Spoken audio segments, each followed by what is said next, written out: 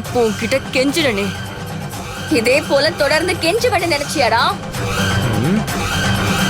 உனக்கு கொஞ்சம் இடம் கொடுத்து உன்னை பேச வச்சு பார்த்தேன். சாகுற அன்னைக்காவது அடக்க ஒடுக்கமா சாவன்னு பார்த்தா உன் ஆட்டம் அடங்கலல. நீ கூப்பிட்டா வந்துருவேனா? உனக்கு நான் குறிச்ச நேரத்துல தாண்டா நான் வருவேன். கௌரிய நீயா விட்டா உன் சாவு அமைதியான சாவா இருக்கும்.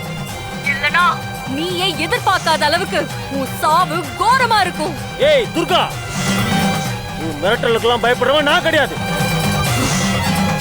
கௌரி உயிரோட வேணும்னா நான் இருக்கிற இடத்துக்கு வா.